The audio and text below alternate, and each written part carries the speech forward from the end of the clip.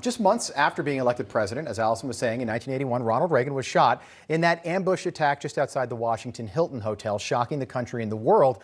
But what if the outcome was different?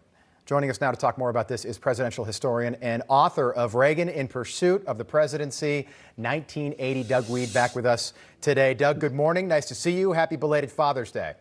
Thanks. Good morning, Rob. Doug, it's historians have done this with John F. Kennedy. They've, of course, done it with Abraham Lincoln, but they've done it with Ronald Reagan as well. And this country would be a whole lot different if President Reagan were killed on that day in 1981, wouldn't it? Yes, absolutely. You know, I love George H.W. Bush, and I believe he was the perfect man at his time. He subscribed to Napoleon's dictum that you never interrupt your opponent if they're in the middle of defeating themselves. So he kept hands off as the Soviet Union unraveled.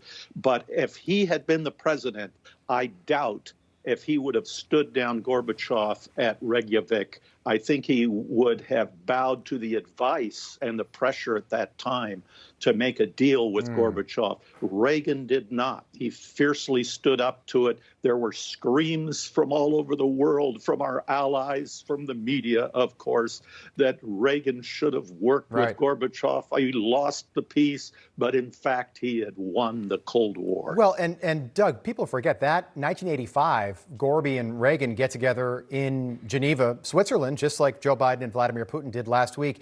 And I think you could argue that Reagan was maybe the first and only American president to have a truly close relationship with a Russian president. And he said, Mr. Gorbachev, tear down this wall. And the Soviet Union came into a formal end when George H.W. Bush was in office in 1991. But it was the shooting that I think, Reagan at that time wasn't a terribly popular president. We were coming out of that Carter recession, and all of a sudden he waves out the window at Walter Reed with a bathrobe on, with Nancy by his side, and he generated all this sympathy, and Reagan went on to steamroll Walter Mondale in 1984. So John Hinckley, he might have done Ronald Reagan ultimately a favor in this instance. Well, it's a very complicated story because there are issues family members who have other family members who are bipolar or have mental issues. And Reagan dumped all of that on the states. So there's criticism of him there. And some say it came back to bite him with this Hinckley thing. But think of this.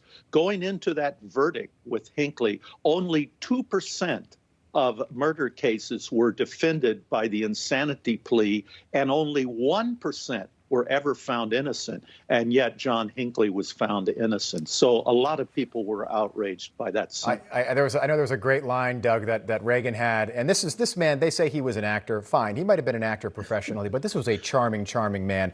He's been shot. He's in his, I think he's in his early 70s, late 60s at that time period, late 60s, I think. And he says to the doctors, he said, "Are you Republicans or Democrats?" And the doctors that are about to put him under and operate on him, they say, "Mr. President, we're all Republicans today."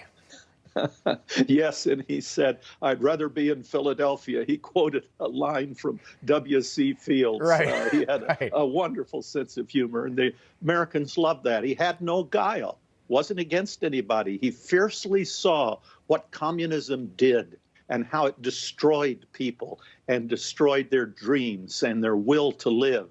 And he was opposed to that no matter what anybody said, but he kept a smile on his face. And I know that non-guilty verdict on John Hinckley upset many Americans after that happened, but Ronald Reagan went on to serve a full 8 years in the Oval Office, and then George Bush took over after that.